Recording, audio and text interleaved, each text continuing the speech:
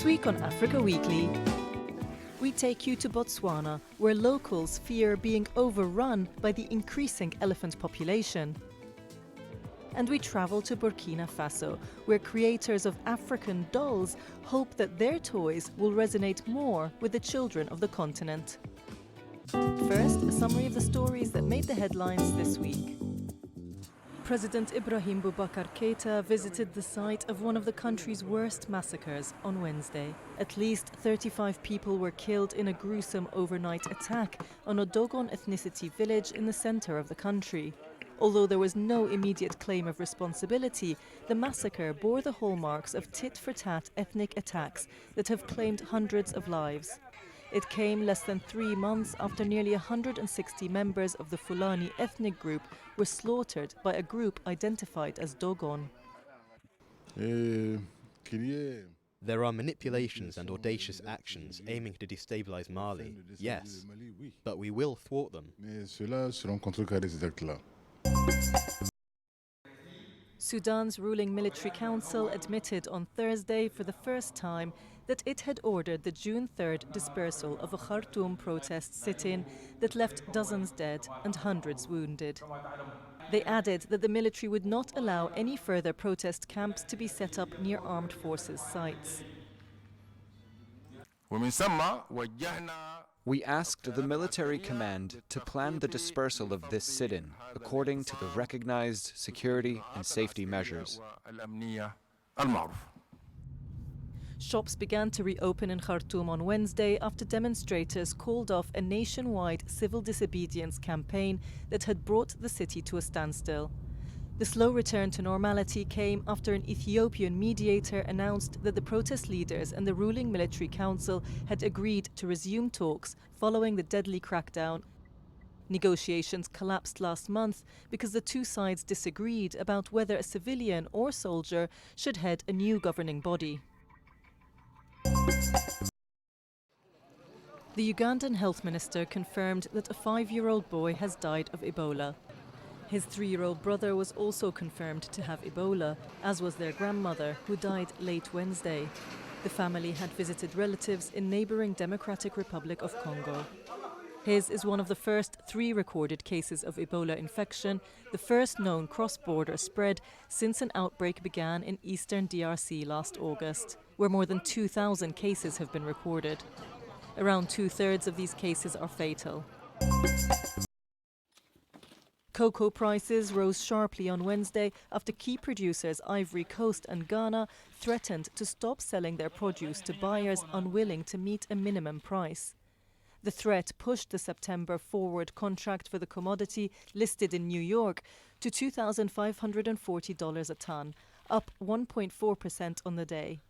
The two African nations, which together account for 60% of the world's cocoa production, summoned buyers to Accra for a 2-day meeting demanding a price of $2,600 per ton.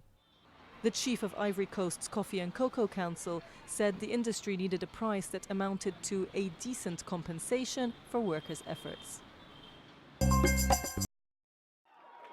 Botswana's High Court on Tuesday ruled in favour of decriminalising homosexuality. The landmark verdict was greeted with joy by gay rights campaigners. Under the country's 1965 penal code, homosexuality was punishable by a jail term of up to 7 years.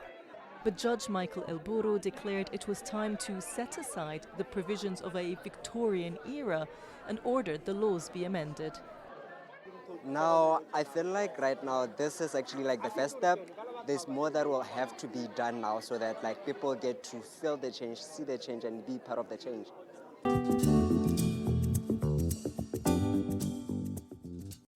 This is all that remains of the elephant that was shot in this farmer's field in northern Botswana 2 weeks ago.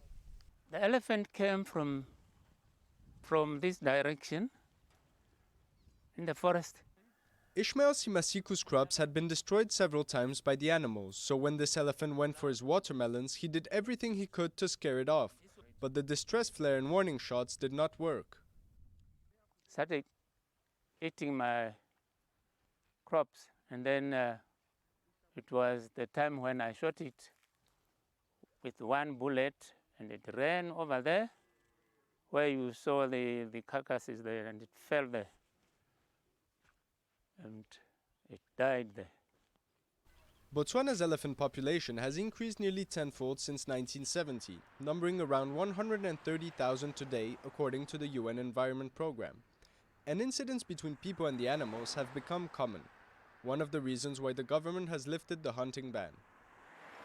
Well, let me tell you that personally, I'm so excited. Not only me, but the 5,000 people that lives in the Chobe enclave. It's a welcome move, I must say.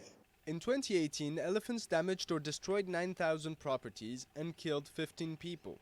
In the north of Botswana, where they are most numerous, walking at night has become very risky. Dorcus lost her brother in April when he was attacked by an elephant on his way home. It stamped on his chest. He stamped on his chest, his liver burst, his hand rib broke, and that is what caused the death. So you can imagine looking at the elephant, seeing that this is the end of your life. Wildlife-based tourism is the second largest contributor to Botswana's GDP, but locals like Dorcas fear being overrun by the increasing elephant population. All they're interested in is to come and see those animals. Yet they just see them for a few minutes or for a few hours, and they go back where they're comfortable. We're in trouble. Something really needs to be done. While locals have welcomed the move, it has been highly criticized by environmentalists abroad. With the 400 hunting permits to be issued annually, the government ensures the elephant population will not be endangered.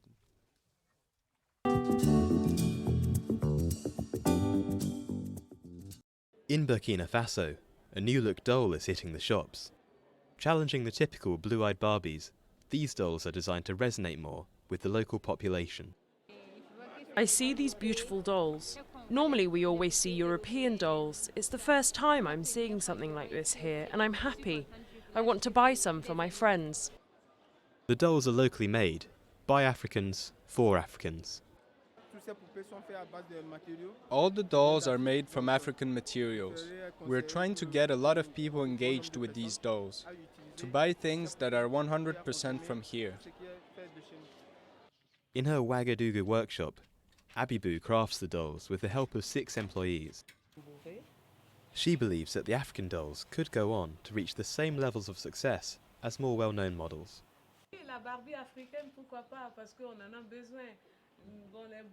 An African Barbie doll, why not? We need something like that. We still like white Barbies, but when the doll looks like this, there's a greater resemblance. You can dress them like yourself, style the hair like your own, with curly hair. You're immediately more connected with it.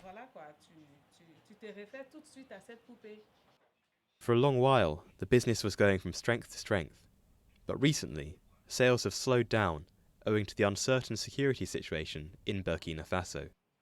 The threat of jihadist terror attacks has kept away both the tourists and the wholesale buyers that represented a large part of their market.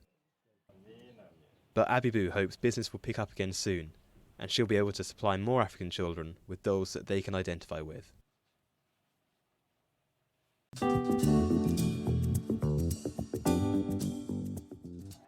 Madagascar will participate for the first time in the Africa Cup of Nations, which kicks off in Egypt on June 21st.